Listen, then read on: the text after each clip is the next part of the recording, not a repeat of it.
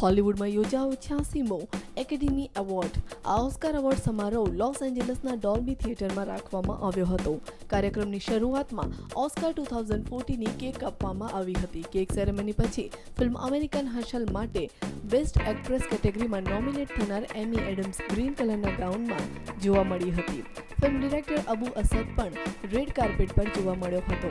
Actor ઇથન હાઉકે પણ red carpet ઉપર જોવા મળ્યા હતા. આ એવોર્ડ સમારોહમાં ફિલ્મ ગ્રેવિટીએ જીત્યા ઘણા બધા એવોર્ડ્સ, જેમાં બેસ્ટ ડિરેક્ટર તરીકે એલ્ફોન્સો ક્યુરોને મળ્યો છે એવોર્ડ. બેસ્ટ એક્ટર અને બેસ્ટ એક્ટ્રેસ બન્યા ફિલ્મ ડલાસ બાયર્સ ક્લબના મેથ્યુ મેકનોધી અને કેટ બ્લેન્ચેટ.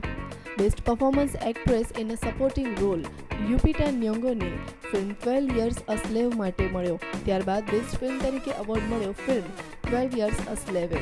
આ ફિલ્મને જ્યારે એવોર્ડ મળ્યો ત્યારે તેની આખી ટીમ ખૂબ જ ખુશ થઈ હતી. આ એવોર્ડ સમારોહમાં આ વર્ષે જેટલી હસ્તીઓ આ દુનિયામાંથી ચાલ્યા ગયા છે એમની યાદમાં પણ એક ખાસ શ્રદ્ધાંજલિ કાર્યક્રમ પણ હતો. આ સિવાય બેસ્ટ ડોક્યુમેન્ટરી ફીચર મોર્ગન નેવિલની ફિલ્મ 20 ફીટ ફ્રોમ સ્ટારડમને એવોર્ડ મળ્યો છે. Bureau report, news online, Ahmedabad.